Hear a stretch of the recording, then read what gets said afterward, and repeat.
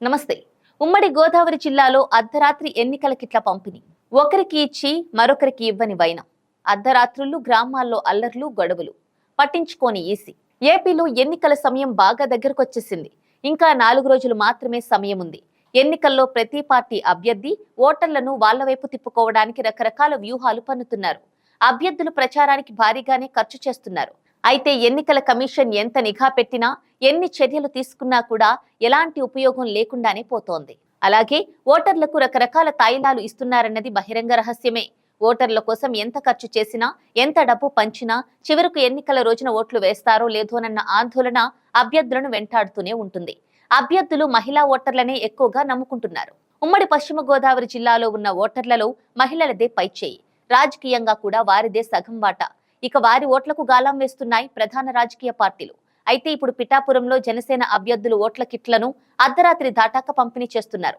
ఒక్కో ఓటుకు 10,000 పంపిణీ చేస్తున్నట్టు లోకల్ గా టాక్ నడుస్తోంది. ఉమ్మడి గోదావరి జిల్లాల్లో డబ్బు, మద్యం విచ్చలవిడిగా పంపిణీ జరుగుతున్నట్లు తెలిసినా ఈసీ మాత్రం కిమ్ అనకుండా తన పని తాను చేసుకుంటోంది.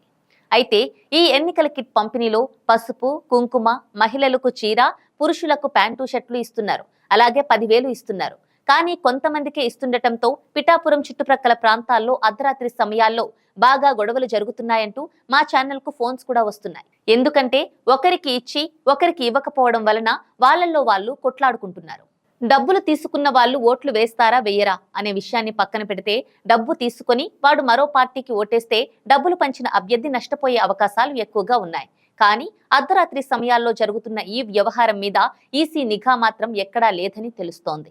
పిఠాపురం, అనకాపల్లి, పెద్దాపురం, రాజమండ్రి రూరల్, రాజోలు, ముమ్మిడివరం, రామచంద్రాపురం, కాకినాడ రూరల్ వంటి ప్రాంతాల్లో ఈ రకమైన డబ్బు పంపిణీ, కొట్లాటలు ఎక్కువగా జరుగుతున్నాయి. అయితే కూటమిలో ఉన్న టీడీపీ అభ్యర్థులు మాత్రం ఓటుకు 1000 నుంచి 2,000 రూపాయలు మాత్రమే ఇస్తున్నారు. జనసేన అభ్యర్థులు మాత్రం 5,000 రూపాయల నుంచి 10,000 రూపాయల వరకు పంచుతున్నారు. జనసేనకు డబ్బులు పంచడం కొత్త కాబట్టి కొన్ని విషయాలు అర్థం చేసుకోలేకపోతోంది. దాంతో ఇంట్లో ఎంతమంది ఉంటే అందరికీ ఇవ్వకుండా కొంతమందికి ఇచ్చి కొంతమందికి ఇవ్వడం లేదు. ఈ కారణంగా ఆ గ్రామాల్లో గొడవలు జరుగుతున్నాయి. దీంతో డబ్బులు అందని వాళ్ళు మీడియాకి ఈ విషయాలను వెల్లడిస్తున్నారు. ఈ ఎన్నికలను ప్రతిష్టాత్మకంగా తీసుకున్న కూటమి తరపు జనసేన డబ్బులను నీళ్లులా ఖర్చు చేస్తోంది.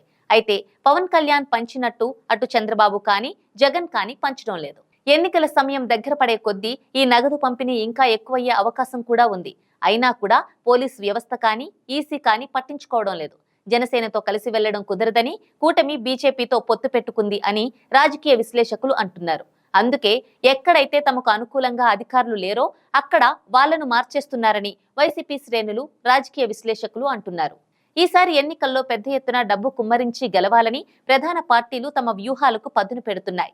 ఎమ్మెల్యే అభ్యర్థులు పంపిణీ చేస్తున్న తాయిలాలపై అధికారులు స్పందించకపోవడంపై తీవ్ర విమర్శలు కూడా వెల్లువెత్తుతున్నాయి. ఏదేమైనా ఓట్ల పండగొచ్చింది, ఎవరికి ఓటేసినా కానీ ఎంతో కొంత చేతికి ముడుతుంది కదా, ఖర్చులకు పనికొస్తాయని కొంతమంది నాయకులు మాత్రం సంతోషం వ్యక్తం చేస్తున్నారు.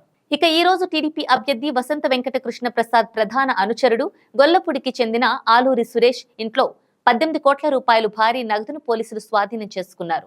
ఎన్నికల్లో లిక్కర్ డబ్బు ప్రభావాన్ని అడ్డుకునేందుకు ఎన్నికల సంఘం అధికారులు తీవ్రంగా శ్రమిస్తున్నారు. అయినా కూడా ఎక్కడా ఆగడం లేదు. చాటుమాటుగా అన్ని జరిగిపోతున్నాయి. ఈ క్రమంలోనే విస్తృతంగా తనిఖీలు చేస్తున్నారు. కూటమి నేతలకు సంబంధించిన అనుచరుల ఇళ్లలో కోట్ల రూపాయల డబ్బు, మద్యం పట్టుబడుతోంది. అయినా కూడా అధికారులు నిమ్మకు నీరెత్తినట్టు వ్యవహరిస్తున్నారు. చెక్ పోస్టుల దగ్గరే కాదు, ప్రధాన నేతల అనుచరుల ఇళ్లలో నిత్యం సోదాలు చేస్తూ ఉండాలి అని ప్రజలు, రాజకీయ విశ్లేషకులు అంటున్నారు.